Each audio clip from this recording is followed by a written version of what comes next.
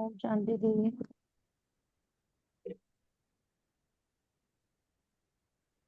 ओम शांति दीदी।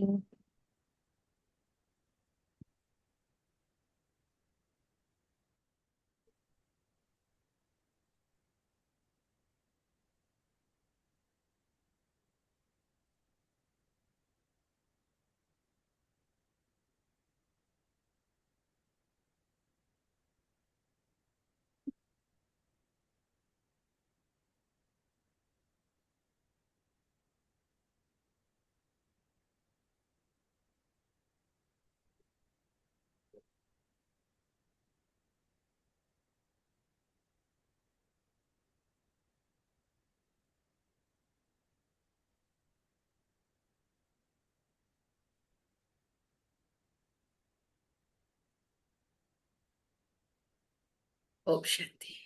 ओम good morning and good evening. ओम शांति। शांति। Good morning. ओम शांति। Good morning. ओम हम शांति। सभी बाप दादा का आवाहन करें। ओम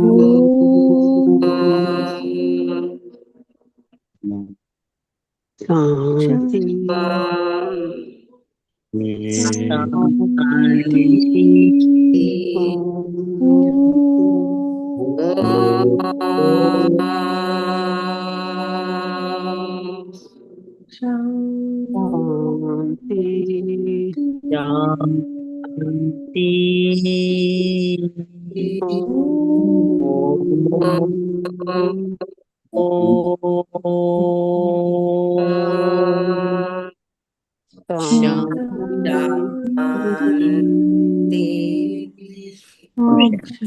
ओम शांति।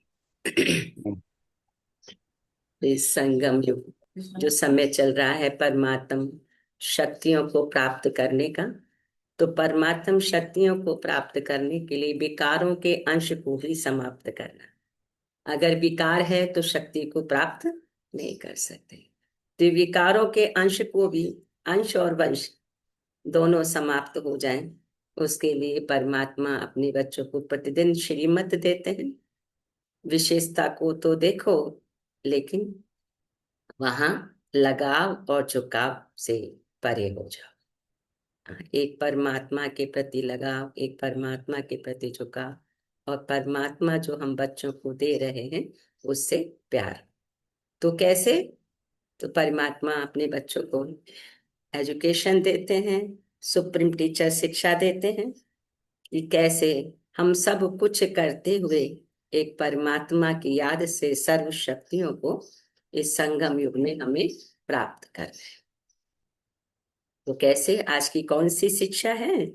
तो बाबा कहते हैं मीठे बच्चे, मीठे बाबा, मीठे बाबा, मीठे बाबा, मीठे मीठे बाबा, मीठे मीठे प्यारे मीठे बच्चों बाबा। के प्रति कहते हैं। क्या कहते हैं? कि मीठे बच्चे तुम्हारा स्वधर्म शांत है, तुम्हारा स्वधर्म शांत है, और सच्ची शांति एक शांति धाम में ही मिल सकती है। ये बात सबको सुनानी है, और स्वधर्म में भी ये बात सबको सुनानी है, और अपने स्वधर्म में भी रहना है कि मैं शरीर नहीं, मैं आत्मा। ये स्वधर्म में रहना। प्रश्न है, कौन सी नॉलेज एक बाबा के पास है जो अभी ही तुम पढ़ते हो? कौन सी नॉलेज बाबा के पास है जो अभी ही तुम पढ़ते हो? कहा पाप और पुण्य की नॉलेज।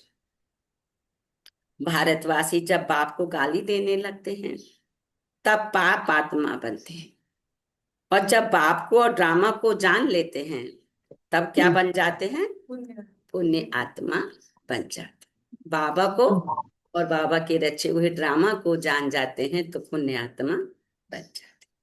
ये पढ़ाई तुम बच्चे अभी ही पढ़ते हो। हाँ, सतयुग, त्रेता, द्वापर, कलयुग, संगम युग। हाँ, तो ये चारों युगों को छोड़कर सिर्फ संगम युग में ही ये पढ़ाई तुम पढ़ते हो।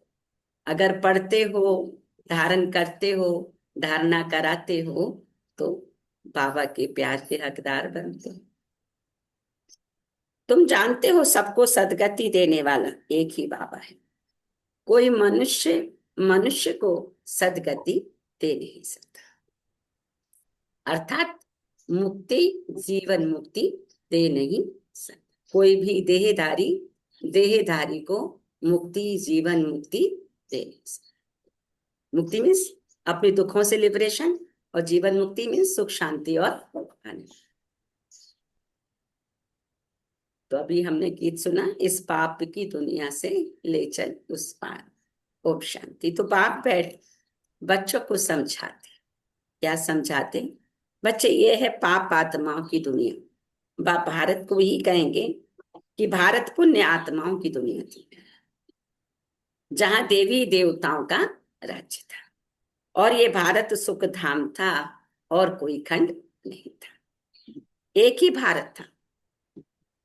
चैन अथवा सुख उस सतयुग में था, जिसको स्वर्ग कहते हैं। ये है फिर नर्क।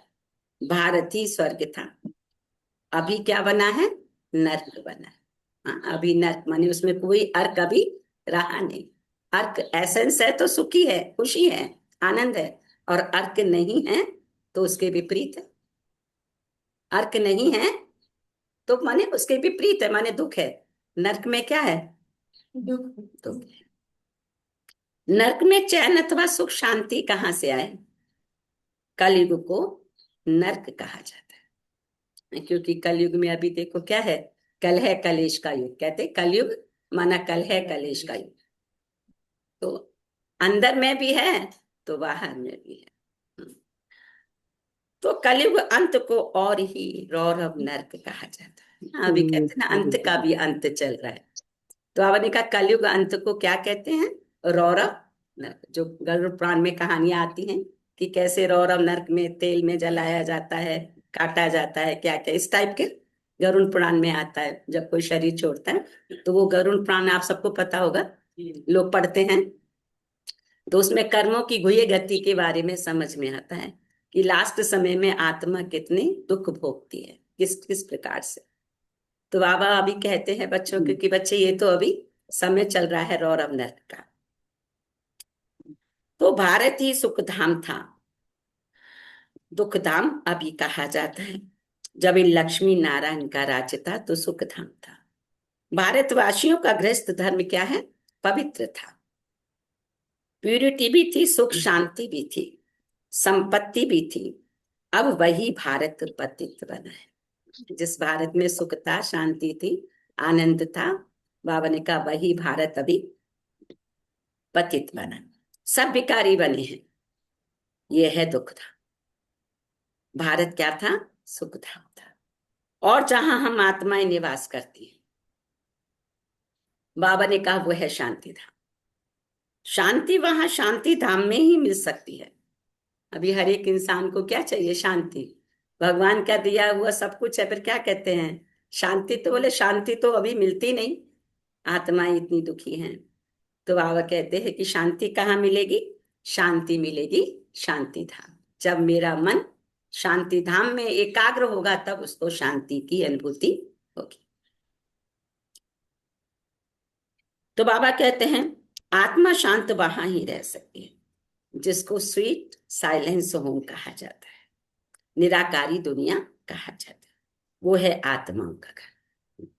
वो है आत्माओं का घर। वो जो दिखाते हैं ना झाड़ में, छोटी छोटी बिंदी, ऊपर बड़ी बिंदी। हाँ, तो वो जो बड़ी बिंदी वही आत्माओं का पिता परमात्मा, और जो छोटे छोटे छोटे छोटे वो हम संसार की सारी आत्माएं। ये हमारा घर, परम धाम, शांति धाम। तो शांति मिलेगी कहाँ? कि भले हम कर्म यहाँ कर रहे हैं स्थूल वतन में, लेकिन मेरा मन कहाँ हो? शांति धाम। तो शांति की अनुभूति होती रहेगी। बाकी शांति कोई जंगल आदि जाने में तो नहीं मिलती है। शांति धाम तो वही है। सत्युग में सुख भी है, शांति भी है, और यहाँ दुख धाम में शांति हो नहीं सकती। बाबा कहे शांति धाम में मिल सकती है। अब सुख धाम में भी कर्म होता है, शरीर से पाठ बजाना होता है। इस दुख धाम में एक भी मनुष्य नहीं जिसको सुख शांति। यह है भ्रष्टाचारी पतित धाम। तब तो पतित पावन को बुलाते हैं, परंतु उस बाप को कोई भी नहीं जानते। इसीलिए क्या बन गए? निर्धन के बन पड़े। उस पिता परमात्मा को न जानने के कारण क्या बन गए? निर्धन के बन पड़े। आर्फन होने के कारण आपस में लड़ते झगड़ते हैं ना। कोई भाई बहन आपस में लड़ते रहते, भाई भाई लड़ते रहते, तो क्या कहते? इनका कोई धनी धोनी नहीं है क्या? माना ये निर्धन के है ना। निर्धन के माना जिनका कोई है ही नहीं, कोई माता पिता नहीं है, कोई गार्जियन नहीं है, कोई नहीं, वो आपस में लड़ते झगड़ते रहते। तो कितना दुख, अशांति, मारा मारी है संसार में। वो बोला नीचे में उतरिया गिरा।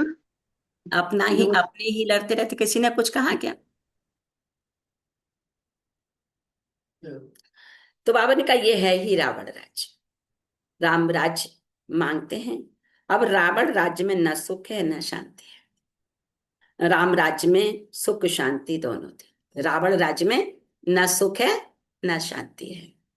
और बाबा ने कहा राम राज्य में तो सुख भी और शांति भी। आपस में कभी लड़ते झगड़ते नहीं थे। बाबा ने कहा, ने कहीं सुना देवी देवताओं का जो राज्य था, वहां कोई आपस में कितने भाई बहन रहते भी थे? कृष्ण का ही दिखाते तो कोई लड़ते झगड़ते थे क्या? तो बाबा ने कहा वहां 5 विकार होते नहीं, और यहाँ 5 विकार हैं। पहला है देह अभिमान मुख्य। फिर काम क्रोध। भारत जब स्वर्ग था तो ये विकार नहीं थे, वहां देही अभिमानी थे।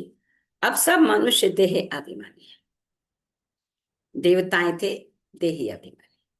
देह अभिमान वाले मनुष्य कभी किसको सुख दे नहीं सकते, एक दो को दुख ही देते हैं। देह अभिमान वाले किसी को सुख दे नहीं सकते, एक दूसरे को दुख ही देते। क्यों? बिकॉज ऑफ ईगो, अहंकार। तो किसी को सुख दे नहीं सकते। ऐसे मत समझो कोई लखपति करोड़पति पदमपति है तो सुखी है। बाबा ये भी सीक्रेट समझाते बच्चों को कि ऐसा नहीं समझो कि कोई करोड़पति है, अरबपति है, खरबपति है तो वो सुखी है। तो क्या है? नहीं, ये तो सब है माया का भपका। ये सब है माया का भपका। माया का राज्य है ना। कभी उनके विनाश के लिए ये महाभारत लड़ाई सामने कर दी। इसके बाद फिर स्वर्ग के द्वार खुलने हैं। आधा कल्प के बाद फिर नर्क के द्वार खुलने हैं। ये बातें बाबा कहे कोई शास्त्रों में नहीं है। बाप बच्चों को समझाते। बाबा ने कहा कि कोई कहे कि शास्त्रों में लिखा होगा, तो बाबा कहे ये बातें कोई शास्त्रों में नहीं लिखी हुई है। भारतवासी कहते हैं जब भक्ति करेंगे तब भगवान मिलेंगे। बाबा कहते हैं जब भक्ति करते करते बिल्कुल नीचे आ जाते हैं तब मुझे आना पड़ता है। चारे भक्ति तो करते हैं, ईश्वर को याद तो करते हैं, लेकिन राइट रॉन्ग की समझ न होने के कारण पतन होना। पतन, क्योंकि जो भी पूजा पाठ करते हैं देह समझ के देहधारी की पूजा करते हैं, है ना। तो जमा तो कुछ होता नहीं, प्लस घाटा ही होता है। इसलिए लोग कई बार क्या कहते हैं, क्या करे बहन जी, इतनी पूजा पाठ करते हैं लेकिन फिर भी दुख तो खत्म होते ही नहीं जैसे, है ना। तो दुख खत्म क्यों नहीं होते? क्योंकि समझ। तो बाप संगम युग में आकर क्या देते हैं? समझ देते हैं। राइट रॉन्ग की समझ देते हैं। कर्मों की गुह्य गति की समझ देते हैं। संकल्प विकल्प जो चलते हैं उसकी समझ देते हैं। तो स्वर्ग की स्थापना करने अर्थात भारत को स्वर्ग बनाने। भारत जो स्वर्ग था, बाबा ने कहा वो नर्क कैसे बना? रावण ने बनाया ना। एक तरफ भक्ति करेंगे, है ना, ये सत्य है ना, फिर घर में ही आपस में लड़ाई झगड़ा करेंगे।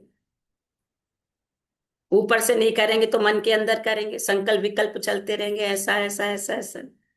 तो जितनी पूजा का जमा का खाता हुआ सारा क्या हो गया? नील हो गया ना। तो गीता के भगवान से तुमको राज्य मिला। 21 जन्म स्वर्ग में राज्य किया, फिर भारत द्वापर से कलयुग में आ गए, अर्थात उतरती कला हो गई। 21 जन्म स्वर्ग में हम सब बच्चों ने राज्य किया, जिन्होंने भी ईश्वर को जाना, ईश्वर की श्रीमत पे चलते, उन्होंने 1-2 जन्म की बात नहीं, बाबा के 21 जन्म तक तुमने राज्य किया। फिर नीचे कैसे आ गए? तो बाबा कहते हैं फिर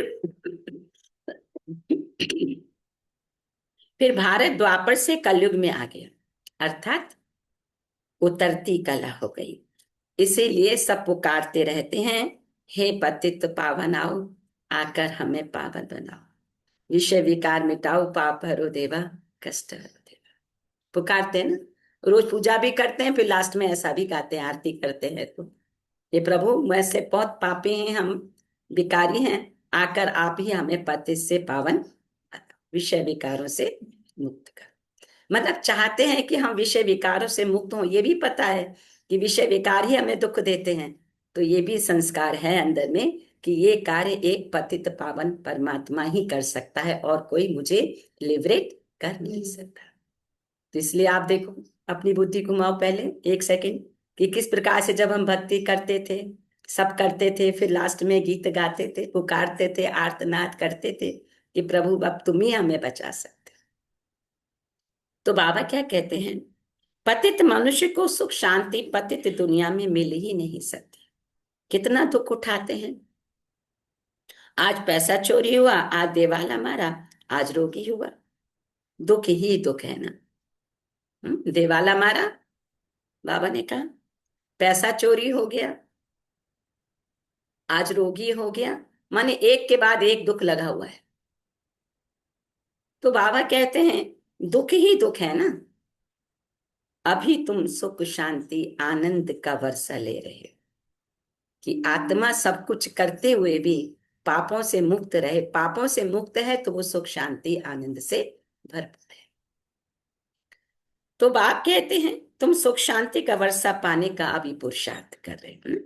भगवान की समझ मिल गई कौन मेरा पिता है और कौन मुझे पढ़ा पढ़ा कर मुझे वैल्यूबल बना रहा है। एक होते है भाई जिस्मानी पढ़ाई, आईएएस की पढ़ाई, डॉक्टर की पढ़ाई, इंजीनियर की पढ़ाई, उस पढ़ाई से भी मेरी अर्निंग होती है। लेकिन सर्वोच्च पढ़ाई है परमात्म पढ़ाई। इसका मतलब ये नहीं कि परमात्म पढ़ाई पढ़े तो ये पढ़ाई को छोड़ दें, है ना। शरीर निर्वाह के लिए तो पढ़ाई भी बहुत जरूरी है, लेकिन सर्वोच्च पढ़ाई परमात्म पढ़ाई जब हम पढ़ते हैं तो उसका प्रारब्ध हमें 21 जन्म तक के लिए अचीव होता है। 21 जन्म में आत्मा सुख शांति आनंद से भरपूर रखे। हाँ, कोई रोग कोई शोक वो भी, तभी तो कहते सत्युग में क्या थी, कंचन काया थी। कोई रोग शोक इन देवी देवताओं को नहीं होता था। रोग शोक कौन सा बाबा ने आज कहा कि तन का मन का तन का, कोई ना कोई रोग लगा हुआ है। दिवाला मार दिया, मन शांत हो गया। तो बाबा ने कहा जब परमात्मा की शिक्षा के आधार से हम पुरुषार्थ करते हैं तो 1-2 जन्म की बात नहीं, पूरे 21 जन्म तक हम सुख शांति आनंद को प्राप्त होते हैं। सदा सुखी बनाने वाला एक ही बाबा है, सदा दुखी बनाने वाला फिर कौन है, रावण है। ये बातें भारतवासी नहीं जान। सत्य में दुख की बातें होती नहीं, कभी रोना भी नहीं पड़ता, सदैव सुख ही सुख है। वहां देह अभिमान अथवा काम क्रोध आदि होते ही, जब तक, हाँ, सत्युग में काम क्रोध आदि विकार वहां होते नहीं। जब तक 5 विकारों का दान न दें तब तक दुख का ग्रहण छूट नहीं सकता। इस कलयुग में, इस कलह कलेश की दुनिया में बाबा कहिए 5 विकारों का दान जब तक न दें तब तक दुख छूट नहीं सकता। हाँ नहीं, इसलिए जब 7 डेज का कोर्स होता है तो लास्ट में ये 5 विकारों का दान कराया जाता है। हाँ, पूरा समर्पण, हाँ, विकारों का समर्पण। तो कहा जो चीज दान दे दी जाती है वो वापस ली जाती है क्या, तो जब दे दिया तो खत्म, बाप के आगे समर्पण कर दिया। तो कहते हैं ना, दे दान तो छूट ही गए। इस समय सारे भारत को 5 विकारों का ग्रहण लगा हुआ है। जब तक ये 5 विकार का दान न दे तब तक 16 कला संपूर्ण देवता बन न सके। तो जो कृष्ण का आता है ये सर्वगुण संपन्न 16 कला संपूर्ण, हर एक आत्मा को उसके प्रति कशिश है। तो क्यों, क्योंकि वो आत्मा ही परमात्मा की पढ़ाई से ऐसा पुरुषार्थ किया कि वो सर्वगुण संपन्न 16 कला संपूर्ण वो आत्मा बन गई। जब सर्वगुण संपन्न 16 कला संपूर्ण बन गई तो कशिश, कशिश कौन करता है, जो वैल्यूबल है। तो बाप सर्व का सदगति दाता है। कहते हैं गुरु बिगर गति नहीं, परंतु गति का भी अर्थ समझते नहीं। मनुष्य की गति सदगति माना मुक्ति और जीवन मुक्ति, सो तो बाप ही दे सकते हैं ना। इस समय सर्व की सदगति होनी है। बाबा कहे दिल्ली को कहते हैं न्यू दिल्ली, पुरानी दिल्ली, परंतु अब न्यू तो है नहीं। अब न्यू वर्ड में न्यू दिल्ली होती है। अभी कहते हैं ना, एक पोर्शन को वहां कहते हैं न्यू दिल्ली और एक पोर्शन को कहते हैं पुरानी दिल्ली। तो बाबा कहते हैं दिल्ली को कहते हैं न्यू दिल्ली, पुरानी दिल्ली, परंतु अभी न्यू दिल्ली तो है नहीं। तो न्यू वर्ड में न्यू दिल्ली होगी। अभी जो नई दुनिया होगी, कहते हैं ना पाकिस्तान भी तो नई दिल्ली में ही बनेगा ना, मानी दिल्ली ही पाकिस्तान होगी तो नया वर्ड होगा। ये सब पुराना तो खत्म हो जाएगा, नया होगा, तो वो नई दिल्ली होगी, राजधानी जिसको कहते हैं। ओल्ड वर्ल्ड में ओल्ड दिल्ली होती है। ओल्ड वर्ल्ड में अभी क्या है, ओल्ड वर्ल्ड है ना, तो बाबा ने कहा कि ओल्ड वर्ल्ड में ओल्ड दिल्ली होती है। तो जब ओल्ड हो जाती है कोई चीज तो दुख ही देती है ना, है ना, दुख ही देती है वो। बरोबर जमुना का कंठा था, दिल्ली परिस्तान थी, सतयुग था ना, देवी देवताएं राज्य करते थे। अभी तो पुरानी दुनिया में पुरानी दिल्ली है, नई दुनिया में इन लक्ष्मी नारायण का राज्य था। भारतवासी ये भूल गए हैं। बाबा कहते नया भारत नई दिल्ली थी तो उनका राज्य था और कोई खंड ही नहीं था। उनका राज्य था तब और कोई खंड, कहते ना भारत क्या था, पूरी एक पृथ्वी थी, एक ही खंड था। अभी तो विघटन हो गया ना, वो उसने ये हिस्सा मेरा, ये हिस्सा उसका, ये सारा बांट लिया आपस में। पहले क्या होता था, एक ही भारत खंड होता था और कोई खंड नहीं था। ये कोई भी इन बातों को नहीं जानते। बाबा कहें गवर्नमेंट ये पढ़ाती नहीं है, जानते हैं कि ये तो अधूरी हिस्ट्री है। जब से इस्लामी बौद्धि आए हैं, लक्ष्मी नारायण के राज्य का कोई को भी पता नहीं। इस्लामी बौद्धि भी आए तो बाबा कहते लेकिन ये लक्ष्मी नारायण का अखंड अटल राज्य था, ये कोई भी नहीं जानता। तो सारी सृष्टि का चक्र कैसे फिरता है। जब भारत स्वर्ग था तो गोल्डन एज था, अब वही भारत देखो क्या बन गया है। फिर भारत को हीरे जैसा कौन बनाए, भारत को हीरे जैसा आप कौन बनाए। तो बाप कहते जब तुम बहुत पाप आत्मा बन जाते हो तब मैं आता हूं पुण्य आत्मा बनाने, तब मैं आता हूं पुण्य आत्मा। ये ड्रामा बाबा कहे बना हुआ है, जिसको कोई भी नहीं जानते हैं। ये नॉलेज से बाप के कोई दे ना सके। नॉलेजफुल बाप ही है ना, वह आकर पढ़ाते हैं। मनुष्य मनुष्य को कभी सदगति दे नहीं सकता। जब देवी देवता थे तो सब एक दो को सुख देते थे, कोई भी बीमार रोगी नहीं था। जब देवी देवता थे माना हमारा गुण देने वाला था, तब कोई भी दुख नहीं था। देवता क्यों कहलाते हैं, क्योंकि उनके अंदर दिव्य गुण थे और देने का गुण था। तो कोई भी बीमार रोगी नहीं होते थे, क्योंकि पुण्य होता रहता था ना। दिव्य गुणों से आत्मा सजी है और साथ में देवी रही है, तो पाप तो हो नहीं रहा है ना, पुण्य ही हो रहा है ना। तो बाबा ने कहा तो कोई भी बीमार रोगी नहीं था, यहां तो सब रोगी हैं। अब बाप आए हैं फिर से स्वर्ग बनाने। बाप स्वर्ग बनाते हैं और रावण क्या करते हैं, फिर उसका अपोजिट नर्क बनाते हैं। ये खेल है जिसको कोई भी नहीं जानते। बाबा कहे शास्त्रों का ज्ञान है फिलॉसफी भक्ति मार्ग, और वह कोई सदगति मार्ग नहीं है। शास्त्रों का मार्ग है फिलॉसफी मार्ग, बाबा कहते, लेकिन वह कोई सदगति मार्ग नहीं। कितना भी हम शास्त्र पढ़ें लेकिन आत्मा की सदगति नहीं हो सकती। क्यों? क्योंकि वो मनुष्यों ने ही बनाए हैं। शास्त्र जो भी हैं इन मुरलियों के, आप लोग को पता है कि कैसे शास्त्र बने, ये मुरलियों के आधार से ही जाओ, है ना। बाबा ने एक समय आया कि जो सारी पुरानी मुरलियां थी एक ट्रंक में रख के उसको नीचे पानी में उसको बहा दिया था बड़े बड़े ट्रंकों में। तो बच्चे सब हैरान हो गए, बाबा ये क्या कर रहे हैं?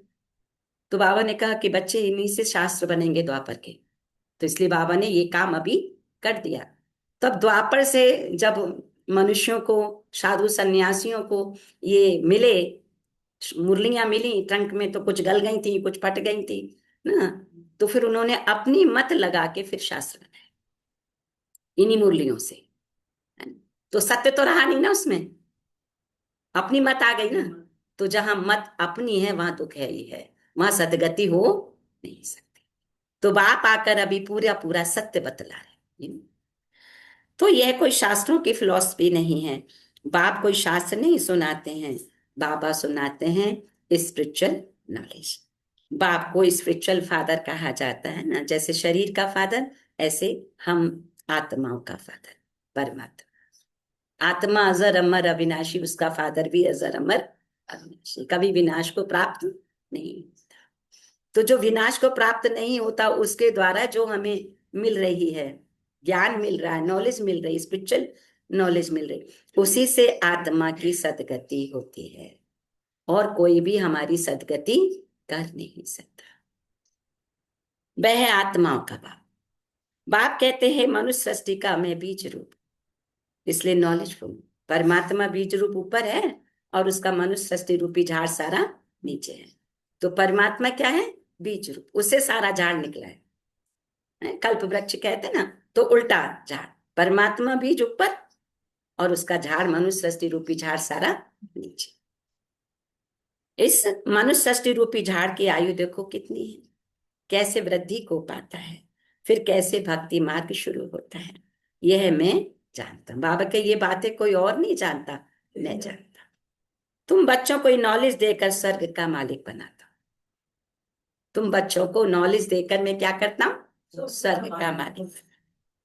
फिर तुम मालिक बन जाते हो कितने जन्मों के लिए? 21 जन्मों के लिए। आत्मा के पास ऑथोरिटी आ जाती है, सुप्रीम ऑथोरिटी की नॉलेज सुनते सुनते आत्मा ऑथोरिटीफुल हो जाती है, शक्तिशाली हो जाती है। क्योंकि उसके अंदर सारी, आत्मा के अंदर राइट रॉन्ग की समझ, और जितनी राइट रॉन्ग, तो जब समझ आ गई तो हम आत्मा क्या करती? राइट कर्म करेंगे ना, रॉन्ग नहीं करेंगे। क्योंकि रॉन्ग कब होता है? जब समझ नहीं है। अगर रॉन्ग हुआ तो माइनस हो गई ना एनर्जी, और अगर राइट हुआ तो क्या होगा? प्लस हो गई ना एनर्जी। तो जब राइट रॉन्ग की समझ मिल जाती है तो आत्मा हर कदम पर क्या करती है? राइट कर्म। तो एक तो होता है फिजिकल वर्ल्ड में हम स्थूल कर्म करते हैं, है ना? और एक होता है सूक्ष्म में। सूक्ष्म में किसी के प्रति अच्छा व्यवहार, किसी के प्रति बुरा व्यवहार, किसी के प्रति कैसे संकल्प, किसी के प्रति, तो ये बहुत बड़ा पाप का खाता लगता है। नहीं, इस पर विजय प्राप्त करना आसान नहीं है, क्योंकि ऊपर से तो बच्चों ने विजय प्राप्त कर ली, किसी को बुरा नहीं कहते, किसी को मारते नहीं, पीटते नहीं, विजय पाली। लेकिन अंदर में, सूक्ष्म में जो संकल्प विकल्प चलते हैं, किसी ने बुरा कुछ कह दिया, फिर देखो अंदर ही अंदर काट करते हैं। तो ये बाबा हमें सूक्ष्म ज्ञान देकर हमारी सूक्ष्म वृत्तियों का परिवर्तन कर रहे हैं। तो जैसे जैसे मैं आत्मा सूक्ष्म वृत्ति का परिवर्तन करती जाऊंगी, मेरा प्लस होता जाएगा, पुण्य का खाता भी प्लस होगा। और अगर ये समझ नहीं है तो कट ऑफ होता जाएगा ना, कितनी सूक्ष्म वही गति है। तो इसलिए बाबा कहते कोई दूसरा सदगति कर नहीं सकता, एक बाप ही आत्माओं की सदगति कर सकते हैं। तो ये नॉलेज तुमको एक ही बार मिलती है, तुम फिर गुम हो जाती है। फिर सत्युग त्रेता में इस नॉलेज की दरकार नहीं, ये नॉलेज सिर्फ तुम ब्राह्मणों को है। तो देवताओं में ये नॉलेज नहीं है, बाबा कहते हैं। तो परंपरा से ये नॉलेज आ ना सके, ये सिर्फ तुम बच्चों को एक ही बार मिलती है, जिससे तुम जीवन मुक्ति, जिससे तुम जीवन मुक्त बन जाते हो। जीवन मुक्त, जीवन इस संसार में रह के भी दुख से लिबरेट हो जाते हो। तुम्हें हर पल अपनी स्थिति में सुख शांति आनंद की अनुभूति होती है। जीवन है हम संसार में, लेकिन उससे उपराम हो गए, अब कोई इफेक्ट आत्मा पर नहीं आता, है ना? तो ये पुरुषार्थ है ना जो बाबा करा रहे हैं। अब जो कर रहा है वो जीवन मुक्त बन रहा है। अब तुम्हारे पास तो बहुत आते हैं, बोलते हैं मन की शांति कैसे मिले बाबा, परंतु यह कहना भूल है, मन बुद्धि आत्मा के ऑर्गन से। जैसे शरीर के ऑर्गन्स होते हैं, आत्मा को पत्थर बुद्धि से पारस बुद्धि कौन बनाते? एक बाप ही आकर बनाते हैं। अभी देखो दोनों बातें हमको दिखाई देती ना, पत्थर बुद्धि पर। आपके कभी कभी किसी से बात करो, हाँ, जो इस प्रोसेस में चल रहे हैं, आपका मन शांत हो जाएगा। तो कहते पारस जिसको छूता है वो पारस के समान बन जाता है, और पत्थर पर सिर मारो तो सिर फूटता और कुछ मिलता नहीं।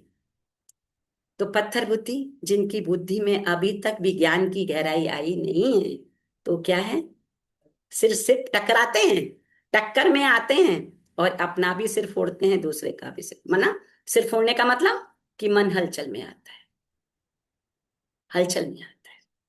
तो आत्मा को पत्थर बुद्धि से पारस बुद्धि एक बाप ही बनाते हैं, और कोई बना नहीं सकता। कितनी गुह्य ज्ञान, कितना सूक्ष्म ज्ञान बच्चों को देकर क्या बना रहे? पत्थर बुद्धि से पारस बुद्धि। तो इसलिए बाबा ने कहा जो सत्युग त्रेता तक चलती है, इसकी प्रारब्ध कोई एक दो जन्म नहीं, पूरे सत्युग त्रेता तक चलती है। 12 और 8 21 हो गए ना, 8 जन्म गोल्डन दुनिया के और 12 जन्म सिल्वर दुनिया के। तो गोल्डन है, सिल्वर है, 21 जन्म तक ये प्रारब्ध हम बच्चे भोगते हैं। अभी फिर तुम पत्थर बुद्धि से पारस बुद्धि बनते हो, बाबा की शिक्षाओं से तुम पत्थर बुद्धि से पारस बुद्धि बनते हो। तुम्हारी पारस बुद्धि जो थी उसमें खाद मिलती गई है। अब फिर पारस बुद्धि कैसे हो? खाद कहते हैं 24 कैरेट गोल्ड को अगर बनाते हैं तो उसमें कुछ ना कुछ खाद डालनी पड़ती है। एकदम 24 कैरेट तो वो पूरा मोल्ड हो जाता है, तो खाद डालते तो वो कड़ा रहता है। तो इसलिए बाबा कहते हैं कि अब फिर पारस बुद्धि कैसे हो? तुम्हारी बुद्धि जो पारस बुद्धि थी उसमें अभी खाद पड़ गई, माना नेगेटिविटी भी भर गई, उसके अंदर कचरा आ गया। तो बाप कहते हैं आत्मा मुझे याद कर, याद की यात्रा से ही तुम पवित्र बनेंगे और मेरे पास आ जाएंगे। याद की यात्रा से तुम पवित्र बनेंगे और मेरे पास आ जाएंगे। बाकी जो कहते मन की शांति कैसे मिले, उन्हें बताओ। क्या बताओ? कि यहाँ शांति हो कैसे सकती है? ये है ही दुखधाम। क्यों? क्योंकि ये है ही विकारों की प्रवेशता। ये है ही इस दुनिया में विकारों की प्रवेशता। ये तो बेहद के बाप से ही वर्षा मिलता है ना। फिर रावण का साथ मिलने से पतित बन जाते। इसलिए क्या कहते, संग तारे को संग बोरे, कहावत यहाँ की है कि कैसा संग करें। तो संग एक सत्य का करे, सत्य बाप ही सत्य है और दूसरा कोई सत्य है नहीं। तो बाबा ने कहा कि सत्य संग तारे, इसलिए कहते सत्य संग तारे, सत्य का संग ही हमें तार सकता है। तो इसलिए बाबा क्या कहते, सब कुछ करो इस संसार में रहो, लेकिन अपना संग किसके साथ रहो? उस सत्य के साथ करो, है ना। तो इतनी छोटी छोटी बात है, अगर तीर लग जाता है तो हमारा कल्याण हो जाता है। तो बाबा ने कहा फिर बाप द्वारा पावन बनने में सेकंड लगती है। अभी तुम आए हो बाप से कौन सा वर्षा लेने? जीवन मुक्ति का वर्षा लेने। अभी तुम आए हो बाप से जीवन मुक्ति का, जीवन मुक्ति का वर्षा मन सुख भी, शांति भी, प्लस आनंद भी। वो भी एक जन्म नहीं, 21 जन्म। तो ये देखो, ये मन की स्टेज। अब कोई कहे मेरे को तो 4 दिन हो गए मुरली सुनते, अभी तक तो कोई धन आया नहीं। ऐसे भी बहुत सारे बच्चे, अभी तक तो कुछ हुआ नहीं। तो क्यों नहीं हुआ? अभी मन के अंदर ज्ञान बैठा नहीं। जैसे जैसे मन में गहराई में आता जाएगा, वैसे वैसे आत्मा दुख से निर्लिप्त होती जाएगी। तो ये मन की स्टेज है, सुख शांति। और किसकी स्टेज है? मन की। तो मन जैसे जैसे पावरफुल होता जाता है, स्थूल रीति से भी हमें प्राप्त होता जाता है। तो रावण जीवन बंद का श्राप देते हैं, इसलिए दुखी दुख है। ड्रामा को भी जानना है। दुख धाम में किसको सुख शांति मिल ना सके। शांति तो हम आत्माओं का स्वधर्म है, क्योंकि मैं आत्मा क्या हूं? शांत स्वरूप। तो शांति धाम आत्मा का घर। आत्मा कहती है हमारा स्वधर्म शांत है। ये शरीर बाजा नहीं बजाता हूं, बैठ जाता, परंतु कहां तक बैठे रहेंगे? कर्म तो करना ही है। जब तक मनुष्य ड्रामा को न समझे तब तक दुखी होते रहते हैं। जब तक आत्मा ड्रामा को ना समझे तब तक दुखी होते रहते। फॉर एग्जाम्पल के लिए अभी अगर करे तो बहुत लंबी मुरली हो जाए, इसको बाद में समझेंगे फिर, है ना, कि कैसे जब तक मनुष्य ड्रामा को ना समझे तब तक दुखी होते रहते। फॉर एग्जाम्पल छोटा सा बात बता देती हूँ कि जैसे घर में 4 लोग 5 लोग हैं, कभी किसी के विचार नहीं भी मिलते हैं, है ना, नहीं मिलते हैं तो क्या होता है, मन में टकराव आता है ना। लेकिन अगर ये समझ है ये ड्रामा चल रहा है, मैंने भी उस आत्मा को कभी दुख दिया होगा ना, तो क्या हो गया, मन रावण राज्य से निकल आया ना। ऐसे बहुत सारी छोटी छोटी बातें वो घर में भी लागू होती हैं, अड़ोस पड़ोस में भी लागू होती हैं, संसार में भी लागू होती हैं। तो ये ज्ञान जितनी गहराई में बैठता जाएगा तो क्षमा भाव बढ़ता जाएगा, और क्षमा भाव बढ़ेगा तो क्या होगा, पुण्य का खाता, और पुण्य का खाता बढ़ेगा तो आत्मा एनर्जाइज होगी, शक्तिशाली होगी। अब भक्ति में हमने क्या किया, पुण्य तो किया लेकिन स्थूल रीति से किया, कुछ थोड़ा सा दान किया 10 को बता दिया, तो सारा पुण्य का तो वो खत्म हो गया ना, मान शान में जमा कहाँ होगा। तो इसलिए पाप और पुण्य दो पलड़े दिखाते हैं ना, पाप और पुण्य के। तो जैसे जैसे पुण्य का पलड़ा हमारा भारी होता है तो वैसे वैसे हम दुखों से मुक्त होते चले जाते हैं। तो अब भक्ति में हम कितना भी स्थूल रीति से करें उतना हो ही नहीं सकता। इसलिए बाबा ने कहा क्या करो, सूक्ष्म रीति से पुण्य के खाते को जोड़ा, कर भला तो हो भला। कितनी छोटी सी बात कहती बाबा ने। सामने वाला मेरे प्रति कैसा भी फेंक रहा है, नो प्रॉब्लम, मेरे अंदर सहन करना है, मुझे सहन कर, मेरा ही किया हुआ हो सकता है, ये समझाना है अपने मन को। तो क्या होगा, फिर मेरे मन से किसी के प्रति गलत भाव तो क्रिएट नहीं होगा ना, क्योंकि गलत भाव क्रिएट हुआ माना माइनस हो गया। कितनी सूक्ष्म कर्मों की गुह्य गति है। तो इसलिए बाबा कहते हैं क्या करो, सबको क्षमा करते जाओ, सबके प्रति अच्छा भाव रखते चले जाओ। इसलिए कहा एक परमात्मा ही मेरी सदगति कर सकता है, कोई दूसरा सदगति कर नहीं सकता। ये 100% सत्य है। तो इस बात को हम जितनी जल्दी समझ लेंगे उतनी जल्दी हम आत्माओं का कल्याण शुरू हो जाएगा। तो बाप कहते मैं हूं गरीब निवास, यहाँ गरीब ही आएंगे, साहूकारों के लिए तो स्वर्ग यहाँ ही है ना? उन्हों की तकदीर में स्वर्ग के सुख है नहीं। बाप कहते हम गरीब निवास हैं, साहूकारों को गरीब और गरीबों को मैं साहूकार बनाता। साहूकार इतना ऊंच पद नहीं पा सकते क्योंकि उन्हों के पास समय ही नहीं है। ईश्वर के घर आने के लिए कहाँ समय है, ईश्वर की सेवा करने के लिए कहाँ समय है। तो जिसके पास समय है वही तो जमा का खाता कर रहा है। तो यहाँ साहूकारों को नशा है, यहाँ प्रजा में आ जाएंगे, स्वर्ग में तो जरूर आएंगे, परंतु ऊंच पद कौन पालेंगे, फिर गरीब पालेंगे, क्योंकि उन्होंने अपना तो थोड़ा सा तो है ही है उनके पास, तो उन्हों को देने के लिए कुछ भी लगता नहीं, चलो सब प्रभु अर्पण कर दिया, तन भी मन भी धन भी, तो उन्होंने तो कितना जमा कर लिया। अब साहूकार के पास में करोड़ों हैं तो वो करोड़ों का तो फिर बहुत ज्यादा दान करेंगे तब ना बैलेंस होगा, तो उतना होता नहीं। तो इसलिए बाबा ने कहा फिर क्या होगा। तो इसलिए कहते हैं गरीब साहूकार बन जाते हैं, उन्हें देह अभिमान है ना कि हम धनवान हैं, परंतु बाबा कहते हैं ये धन माल सब मिट्टी में मिल जाना है। ये जो भी धन ऊपर से दिखाई दे रहा है कुछ भी मुझ आत्मा के साथ नहीं जाने वाला है। फिर मुझ आत्मा ने अगर कोई कमाई नहीं की, कोई जमा का खाता नहीं किया, तो मैं दूसरा कॉस्ट्यूम जब चेंज करूंगी तो क्या मिलेगा, क्योंकि मैंने ईश्वरी बैंक में जमा कितना किया। ये चेकिंग का पॉइंट बाबा दे रहे। सो ये बाबा ने कहा यहाँ जो दिखता है वो सब मिट्टी में मिल जाना है, विनाश हो जाएगा।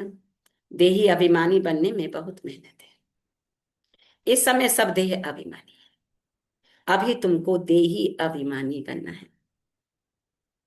आत्मा कहती हमने 84 जन्म पूरे किए, नाटक पूरा होता है, अब वापिस हमको जाना है। अभी कलयुग के अंत और सत्युग के आदि का संगम है। बाप कहते हर 5000 वर्ष बाद में आता हूं, भारत को फिर से हीरे जैसा बनाता। ये हिस्ट्री ज्योग्राफी बाप ही बता सकते हैं और कोई बता नहीं सकता। अच्छा अच्छा कि नहीं, मीठे मीठे सिखिल दे बच्चों प्रति प्रति माता पिता बाप बाप दादा दादा का याद प्यार याद प्यार और गुड मॉर्निंग। रूहानी अपने बाप बाप की रूहानी रूहानी बच्चों को नमस्ते। हम रूहानी बच्चों की रूहानी रूहानी माता बाप दादा को याद प्यार गुड मॉर्निंग और नमस्ते नमस्ते और नमस्ते नमस्ते मीठे बाप दादा। थैंक यू बाबा। शुक्रिया बाबा, शुक्रिया बाबा, शुक्रिया बाबा। शांति। थैंक यू बाबा। ओम शांति। एक सेकंड मन बुद्धि को एकाग्र करेंगे। शांति धाम परम धाम पॉइंट ऑफ लाइट मीठे बाबा।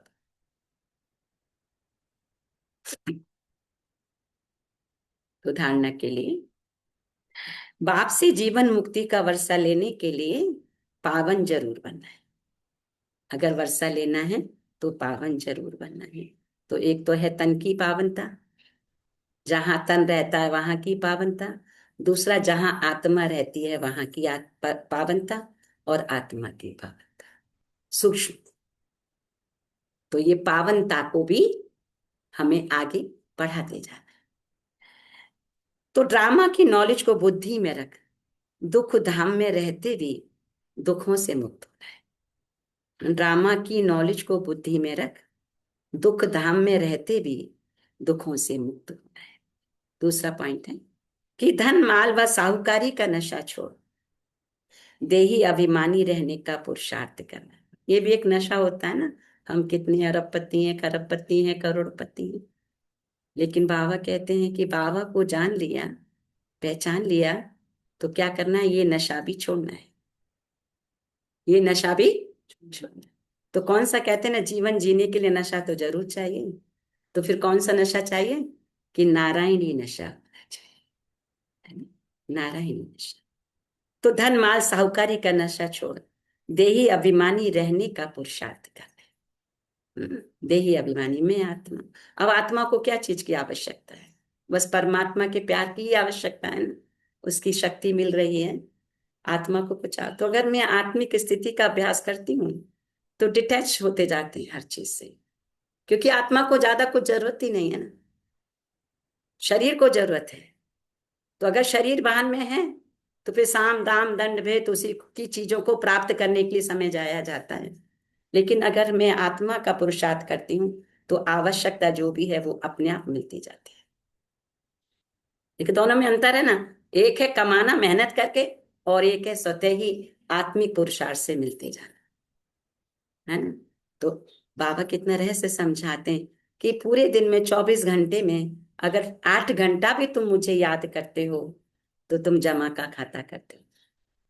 बाकी के घंटे तुम कर्म करो, जो भी करना है बाबा की याद से। सो अपने शरीर को रेस्ट दो, कुछ भी जो तुम्हें करना है अपना वो करो, शरीर निर्वाह भी जो करते हैं करो, लेकिन 8 घंटा मेरी याद में। तो उससे क्या होगा कि जो कुछ भी हमसे रॉन्ग हो भी जा रहा है तो वो कट ऑफ होता जाएगा, क्योंकि यहाँ जमा फिर हो रहा है ना।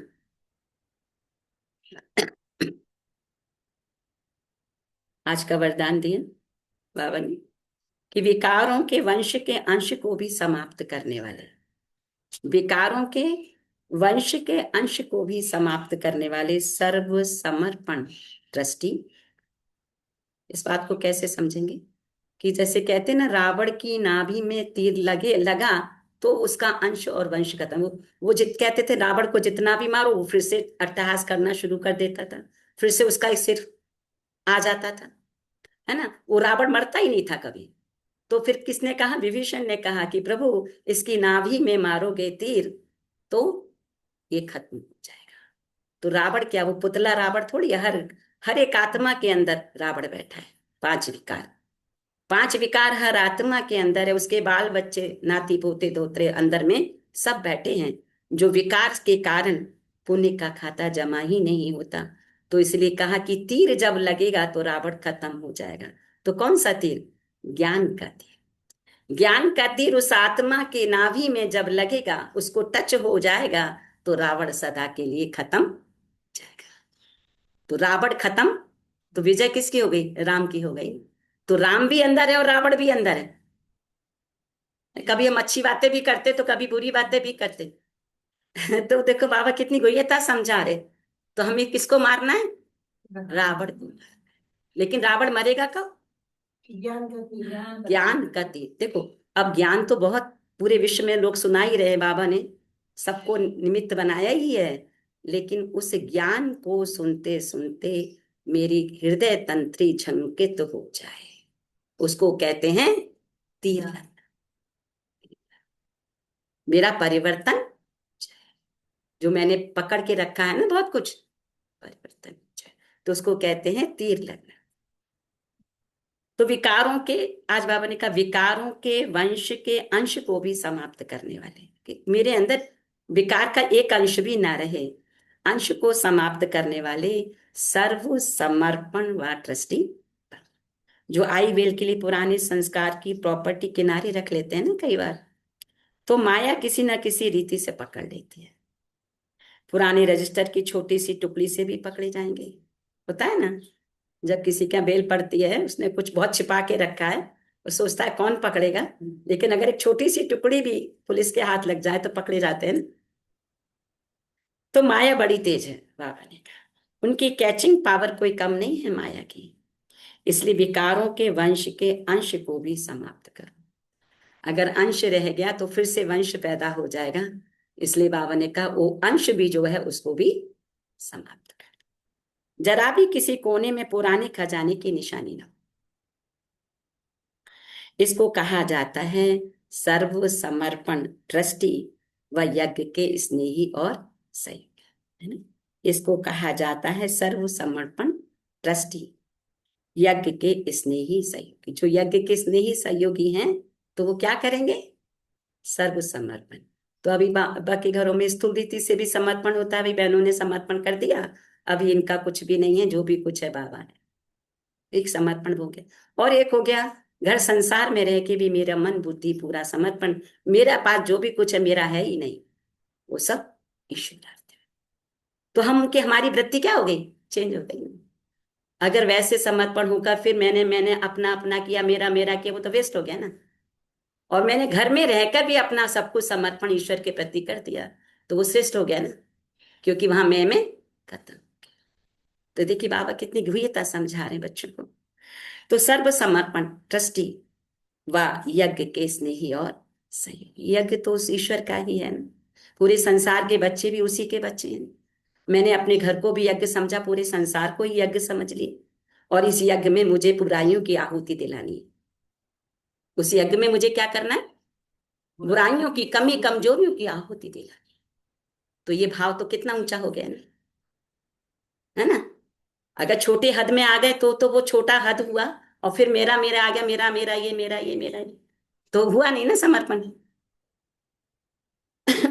स्लोगन आजकल किसी की विशेषता के कारण उससे विशेष स्नेही हो जाना, ये भी लगाव है। आज के अव्यक्त ईश्वर में मधुरता ही महानता है। इससे मन और मुख का कड़वापन समाप्त हो जाता है। क्रोध अग्नि शीतल हो जाती है, क्रोध अग्नि शीतल हो जाती है। बाप दादा अपने हर बच्चे को क्या बनाना चाहते हैं? शीतल देवता, शीतल देवी। इसलिए मधुरता के गुण को धारण कर। आपका मुखड़ा भी कैसा हो? मीठा, मधुरता के गुण से भरपूर बने। तो जो भी संपर्क में आए उसे मधुर बोल व शक्तिशाली दृष्टि से भरपूर कर, है ना? जो भी संपर्क में आए, मेरा काम क्या है कि वो आत्मा के प्रति मधुर, क्योंकि वो आत्मा इतनी दुखी है। संसार में आज हर इंसान दुखी है, चाहे वो किसी भी रीति है, लेकिन सुखी कोई भी नहीं है। तो बाबा कहते तुम्हारे पास जब आता है तो तुम्हें क्या देना है? उसका कड़वापन खत्म करना है, उसको मिठास देनी है, मधुरता के बोल बोलने, दो मीठे। तभी तो कहते हैं कि अगर दो मीठे शब्द अगर हम बोलें तो उस आत्मा की क्या हो जाता है? जो मन दुख है वो तृप्त हो जाता है, वो सुखी हो जाता है। तो क्या कहता है, बहन जी आपने दो मीठे वचन बोले ना, मेरा मन शांत हो गया। क्योंकि वो संसार में जल रहा था ना, संसार में दुखी था ना, तो आपके पास आके बाबा के दो मीठे वचन सुने उसने, तो क्या हो गया? उसका मन शांत, शांत हो गया, मन मीठा, मिठास से भर गया ना। जो कड़वापन था संसार के प्रति वो खत्म हो गया ना। तो देखो बाबा कितनी गहराई समझा के बच्चों को ऊपर ले जाते हैं कि आपका मुखड़ा भी मीठा हो। हाँ, अगर मेरा ही चेहरा उदास है तो दूसरों को क्या ही मिठास देंगे ना। तो बाबा ने कहा अमधुरता के गुण से भरपूर बनो। अब बाबा ने हमें क्या होमवर्क दिया है कि अपने आप को मधुरता के गुण से भरपूर करो। आज हमें ये होमवर्क मिला है। आज पूरे दिन हमारा फोकस रहेगा कि कैसे मैं आत्मा मधुरता से संपन्न रहूं, मधुरता से भरपूर रहूं। जो संपर्क में आए उसे मधुर बोल व शक्तिशाली दृष्टि से भरपूर कर, क्योंकि वो भगवान की पूजा तो करता है लेकिन परमात्मा की शक्ति को अभी तक प्राप्त नहीं किया है। तो क्या करना है, मधुर बोल भी बोलने हैं और बाबा की शक्ति से उसको भरपूर भी करना है, ताकि वो आत्मा उस समय अपने दुख को भूल जाए और वो परमात्मा प्यार का अनुभव करे। अच्छा, ओम शांति। So thank you Baba, thank you family. 1 minute मन को एकाग्र करेंगे। तो आज की मुरली से हम सम्मान क्या लेंगे, मैं आत्मा सर्व समर्पण में बुद्धि वाली ज्योतिर्बिंदु हूं, या मैं आत्मा सर्व समर्पण में ज्योतिर्बिंदु। सर्व समर्पण में, इसका मतलब ये नहीं कि कोई आपने कुछ ऐसे दे दिया ना, मेरे मन के अंदर ये भाव है कि मेरा नहीं, सब कुछ उसका है, सर्व समर्पण। तो मैं आत्मा सर्व समर्पण में ज्योतिर्बिंदु।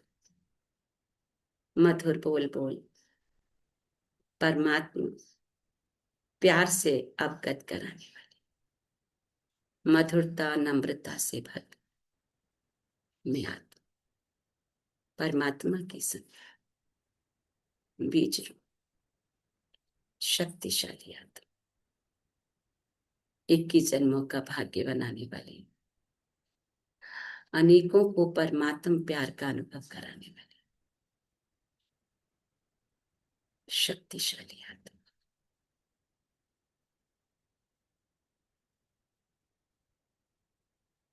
परमात्मा के नैनों से, भ्रकुटी से पीस, प्यूरिटी, प्रॉस्पेरिटी की गंगा मुझ आत्मा में समा रही और मैं आत्मा सदगति को प्राप्त कर रहे, सदगुणों की धारणा कर रहे, सत्य चित्त आनंद स्वरूप बाप से कंबाइंड, सत्य चित्त आनंद स्वरूप सर्व समर्पण में बुद्धि बन रहे। बाबा के दोनों नैनों में निहारते हुए, बाबा के वरदानी हाथ को सिर पर अनुभव करते हुए, बहुत प्यार से बाबा के नैनों में निहारते हुए आज हम बाबा को शुक्रिया अदा करेंगे, पॉइंट शेयर करके मुझे क्या करना है, आज की मुरली से मुझे क्या टास्क मिला है, शेयर करेंगे बाबा के आगे शब्द।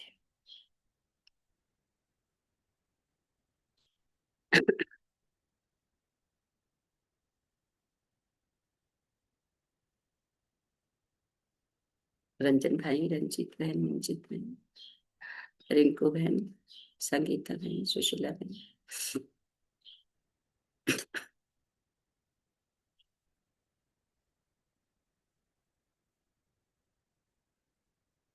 योग की गहराई में सब पहुंच गए हैं।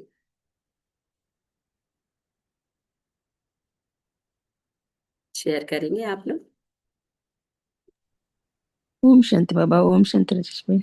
आज का मुरली से बाबा ने कहा हमारा सुधर्म है शांत, इसलिए सच्ची शांति तो हमको शांति धाम में ही मिलती है। फिर बाबा ने कहा ये बातें सबको हम सुनाना चाहिए। फिर बाबा ने कहा पाप और पुण्य की नॉलेज तो हमको बाबा ने दिया है, इसलिए सदा पुण्य का काम ही करना है।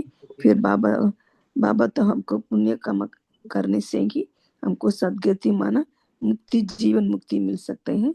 फिर बाबा ने कहा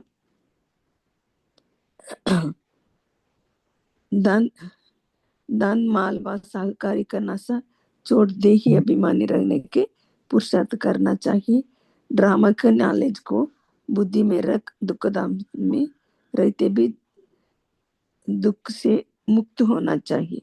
फिर बाबा ने कहा विकारों के वंश के अंश को भी समाप्त करने वाले सर्वसमर्पण व ट्रस्टी बनना है। फिर किसी की विशेषता का कारण उनसे उससे विशेष स्नेह हो जाना, ये भी लगाव है। इसलिए ऐसे विशेषता को देख उसमें कोशिश आई मीन हर से लगाव नहीं रखना है। अच्छा, ओम शांति। Thank you Baba, thank you Rajni, thank you Naresh भाई, थैंक यू फैमिली। ओम शांति। थैंक यू शांति। सुशीला जी। ओम ओम शांति। शांति। ओम शांति भाई जी। ओम ओम शांति। शांति। रजत भाई। आज बाबा कहते हैं कि हमें मधुरता का गुण धारण करना है, अपने को बाबा में समर्पण करना है, सदैव पुण्य कमाना है और तन मन धन से बाबा की सेवा करनी है। ओम शांति भाई जी। थैंक यू मंजीत भाई। थैंक ओम यू। शांति संगीता भाई। ओम शांति नरेश भाई। ओम शांति फैमिली।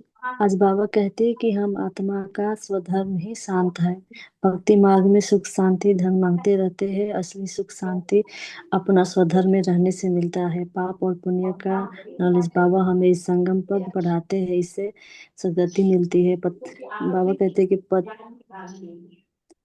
पत्थर बुद्धि से पारस बुद्धि एक बाप ही बनाते और कोई बना नहीं सकता।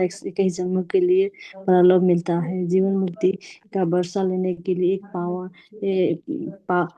पावन जरूर बनना है। दुख धाम में रहते बुद्धि सुख धाम में रखना है। समर्पण द्वारा विकारों के वंश के अंश के भी समाप्त करना है।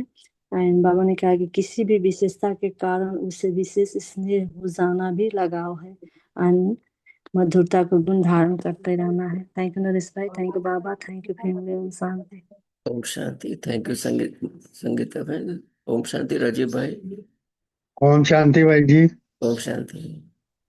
आज बाबा ने कहा कि ड्रामा की नॉलेज में बुद्धि को रख दुख धाम में रहते हुए दुखों से मुक्त होना है और सुख धाम पाना है। धन माल व साहूकारी का नशा छोड़ दे अभिमानी में रहते हुए पुरुषार्थ करना है। ओम शांति भाई जी। ओम शांति। थैंक यू राजीव भाई। ओम शांति। और कौन से कहेंगे? ओम शांति। ओम शांति रंजन भाई।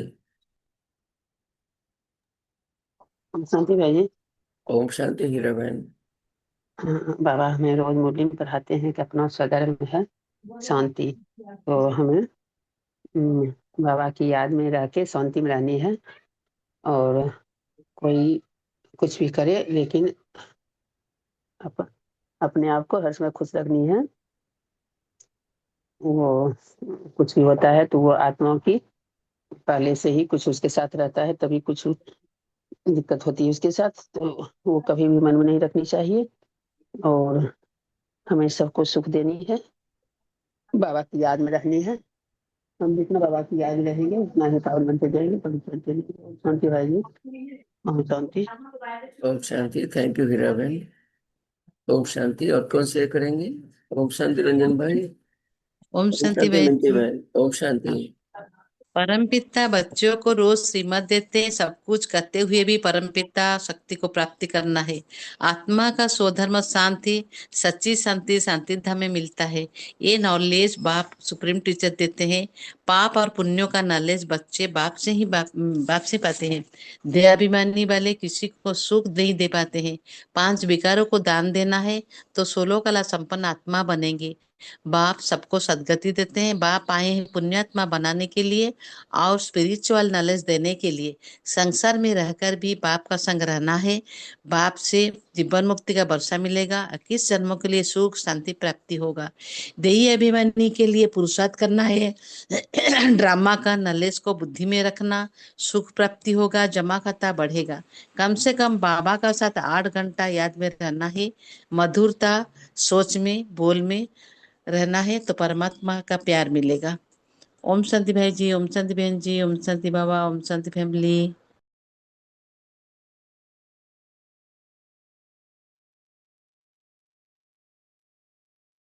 ओम शांति रंजन भाई। ओम शांति।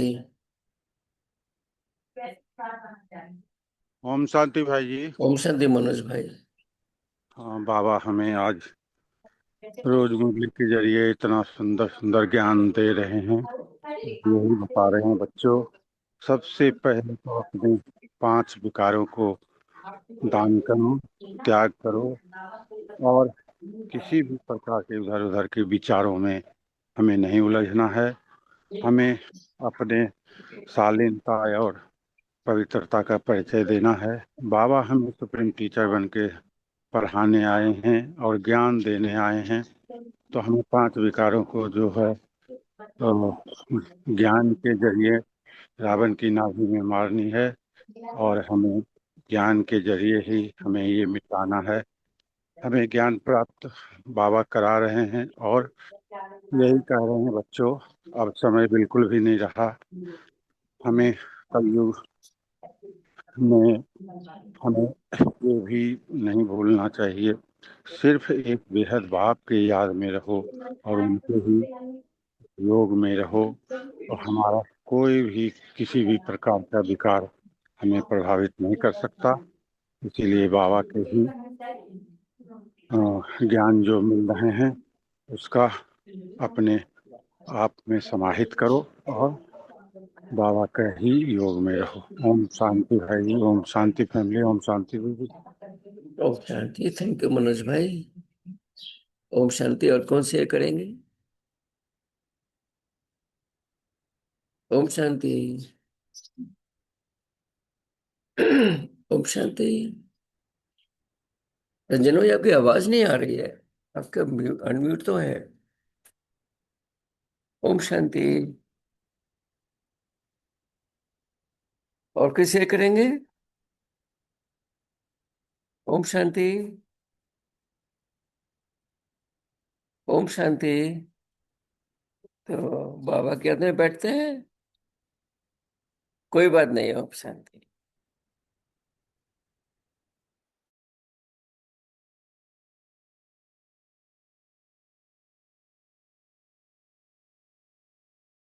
यादों में तेरी मस्ती चढ़ी है, यादों में तेरी मस्ती चढ़ी है।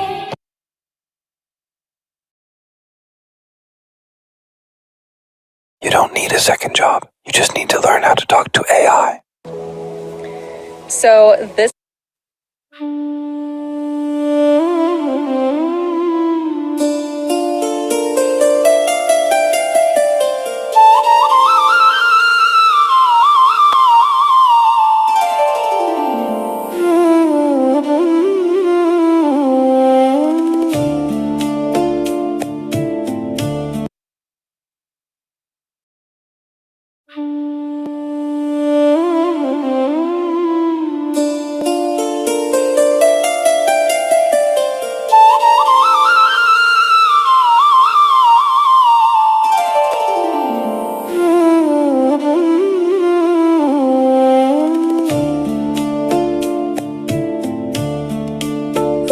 शिव बाबा तेरी याद में मिल गया शांति धाम, जाग उठा स्वधर्म मेरा, छूट गया दुख धाम।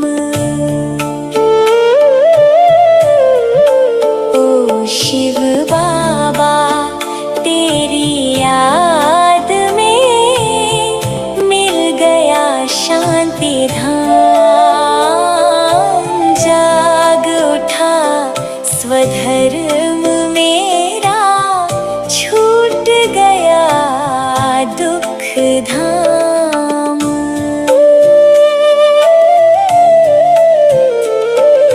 माया का ये भभका झूठा तूने राज बताया है, पत्थर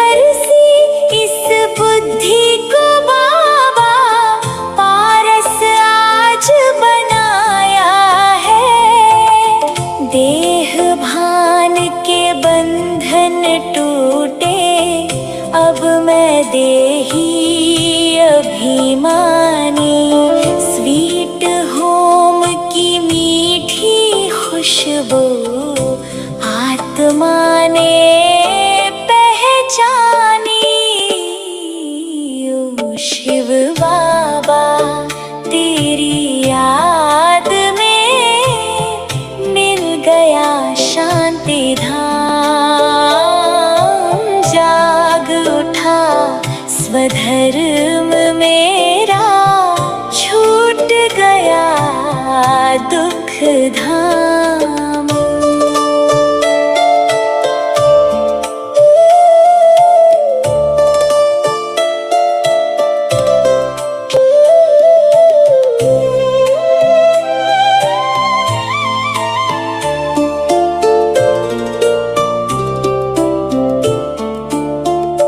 इस ड्रामा के खेल में बाबा मैं हूँ एक सितारा।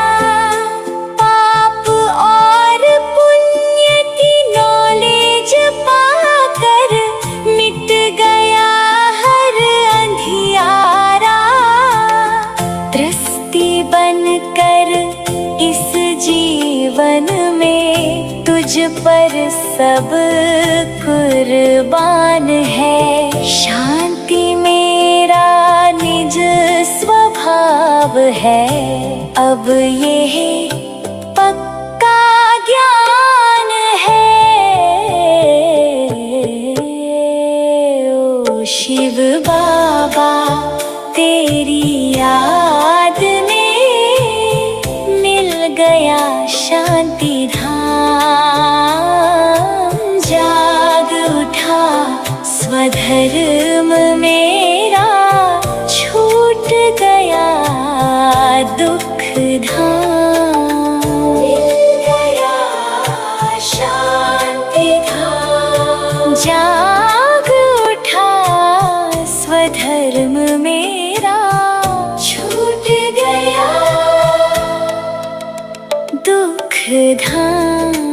ओ शिव बाबा तेरी याद में।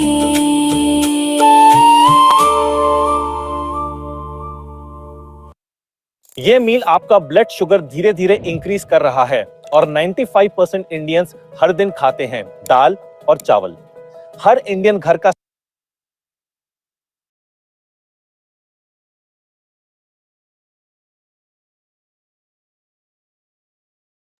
ओम शांति। Have a nice day, good day, great day and good night. शांति राजेश भाई। Have a good day. Baba. Thank you, Prabhu. Thank you, Om Shanti. Prabhu. ओम शांति। ओम शांति।